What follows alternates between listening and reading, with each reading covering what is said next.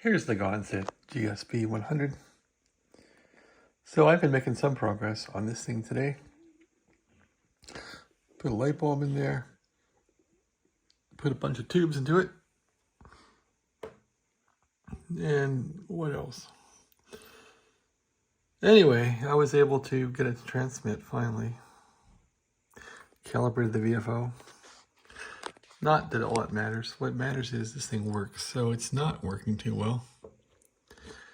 And the previous owner had all this stuff in here, which is pretty non-standard. But it looks like that is a problem point for this radio. So he added that big resistor there. And if you look at this one for sale on eBay, the schematic shows two resistors. Actually one with like a little slide thing on it, which would really be two resistors. So that's probably how it should go, or how this guy repaired this one anyway. So this must have been a failure point of this radio. So this one has been sparking.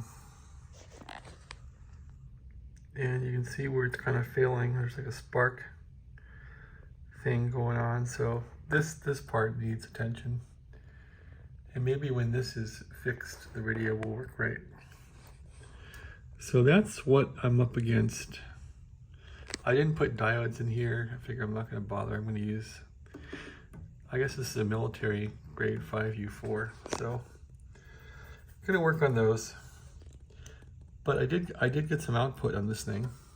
Well, not really on the meter, but I could hear it in a receiver. And I could actually go to sideband here and push this button in and make some buzzing sounds, you know, the AC noise, and I go to AM. It did the same thing. So I know the modulator's working and the bounce modulator is working and all that. So this thing has synthetic sideband with phase modulation. All that stuff's working. So that says a lot. Really, all I have to do is get the power supply working. And the final, it seems fine. I can see bias on the meter, so it works fine. I was running it without the tubes in it to see what the final would do, and it went total super nuclear red plate. And so that's because I didn't have the OA2 in here making 150 volts. So the poor final was getting high screen voltage, and it put it into red plate mode. So yeah, the final, if I didn't wreck it, seems fine. So now it's time to fix all this stuff.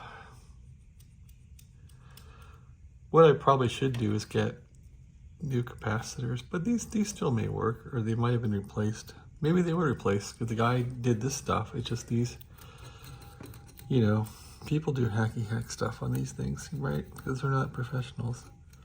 I can't say I'm a professional either, but you know, people try. They use what they have and see how they do. So anyway, I'm going to take this apart and see if I can get it back to a reasonable circuit.